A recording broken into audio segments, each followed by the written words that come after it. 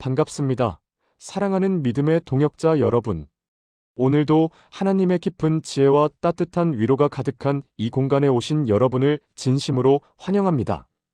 본격적인 말씀을 나누기에 앞서 이 은혜의 메시지가 세상에 더 많은 갈급한 영혼들에게 닿을 수 있도록 좋아요와 구독 한 번씩 부탁드립니다. 여러분의 작은 실천이 복음의 큰 통로가 됩니다. 자, 그럼 우리 마음을 정돈하고 짧게 기도하며 오늘의 문을 열겠습니다. 사랑과 자비의 하나님, 오늘도 우리가 주의 말씀 앞에 겸손히 섭니다. 수천 년 전 기록된 레위기의 규례들이 오늘날 우리에게 어떤 생명의 양식이 되는지 깨닫게 하옵소서. 문자에 갇힌 오해가 풀리게 하시고 그 속에 담긴 생명 존중과 위로의 정신을 발견하게 하옵소서. 특별히 여인을 향한 보호의 법과 우리의 외모와 연약함까지도 만지시는 하나님의 따뜻한 손길을 경험하는 시간이 되게 하옵소서. 우리 구주 예수 그리스도의 이름으로 기도드립니다. 아멘. 오늘의 주제 불편한 규례. 아니요, 우리를 향한 하나님의 특급 휴가와 안심 처방입니다. 오늘 우리가 함께 깊이 들여다볼 말씀은 성경에서 가장 읽기 어렵다는 레위기, 그 중에서도 12장 여인의 정결 규례과 13장 피부병과 대머리에 관한 규례입니다. 성경을 읽다 보면 참 당혹스러운 지점들이 있죠. 아이를 낳았는데 왜 부정하다고 하시는지, 왜 딸을 낳으면 아들보다 정결 기간이 2배나 긴지, 게다가 갑자기 대머리 이야기는 왜 나오는지 의아하셨을 겁니다.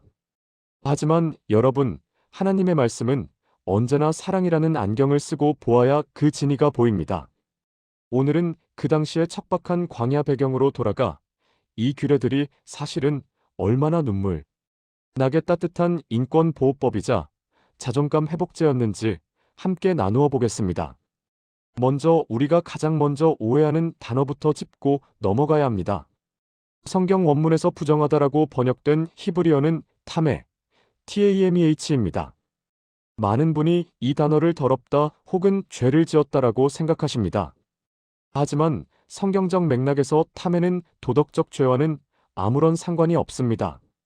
히브루 인사이트, 타메 TAMEH의 진정한 의미는 제의적 상태의 변화입니다.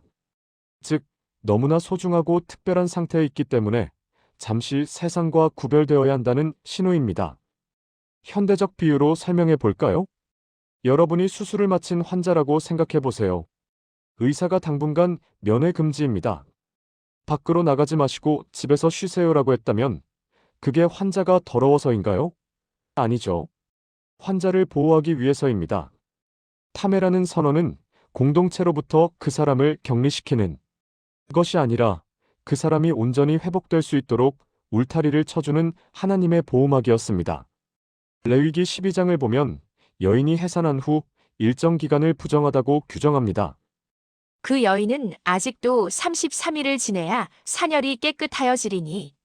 당시 광야 생활은 매우 고되었습니다. 매일 텐트를 치고 걷고 음식을 만들고 가축을 돌봐야 했죠. 만약 이런 규례가 없었다면 산모들은 아이를 낳자마자 바로 가사 노동에 투입되었을 것입니다. 하나님은 법으로 딱 정해놓으신 겁니다. 이 여인은 지금 탐의 상태다. 그러니 누구도 이 여인에게 일을 시키지 마라. 이 여인은 지금 하나님과 단둘이 회복의 시간을 가져야 한다. 이것을 현대적으로 비유하자면 무엇일까요? 바로 법정 산후조리 기간입니다. 그것도 국가가 엄격하게 관리하는 유급 휴가와 같습니다. 하나님은 산모에게 그 누구의 눈치도 보지 않고 온전히 몸을 추스를 수 있는 당당한 권리를 법적으로 보장해 주신 것입니다. 많은 분이 의구심을 갖는 대목입니다. 아들을 낳으면 총 40일인데 딸을 낳으면 왜 80일인가? 여아를 차별하는 것인가? 라고 묻고 싶으실 겁니다.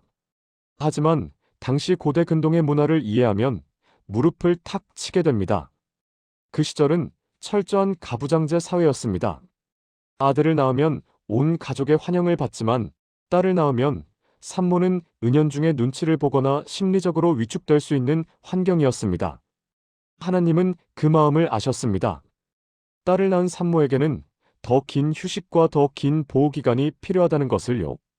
80일이라는 시간은 산모가 딸과 함께 충분히 교감하며 세상의 시선으로부터 자유롭게 몸과 마음을 회복할 수 있도록 배려하신 더블 보너스 휴가였던 셈입니다.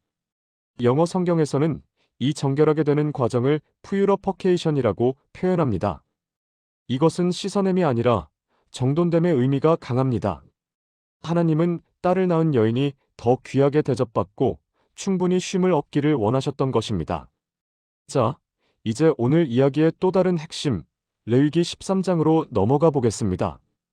50대 이상의 성도님들이라면 누구나 남몰래 고민하실 법한 탈모와 대머리에 관한 놀라운 구절입니다. 누구든지 그 머리 털이 빠지면 그는 대머리니 정하고 앞머리가 빠져도 그는 이마 대머리니 정하니라. 잉글리시 에이맨 후 has lost his hair and is bald is clean.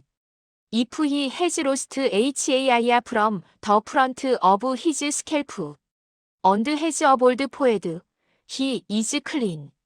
당시 이스라엘 공동체에서 가장 무서운 것은 전염병인 나병이었습니다.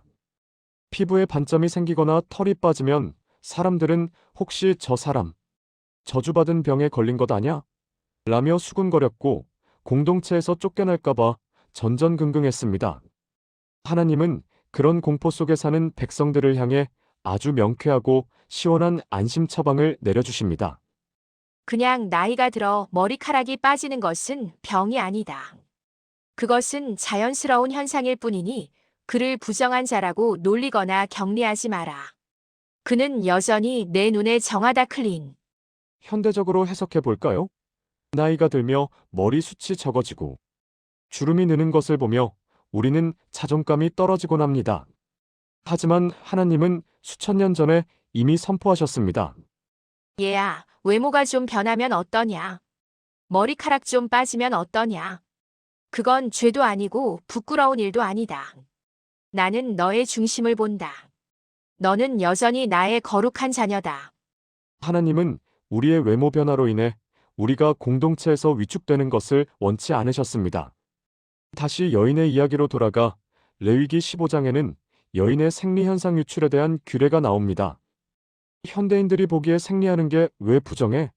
라고 할 수 있지만 당시 위생 상태를 생각해 보십시오.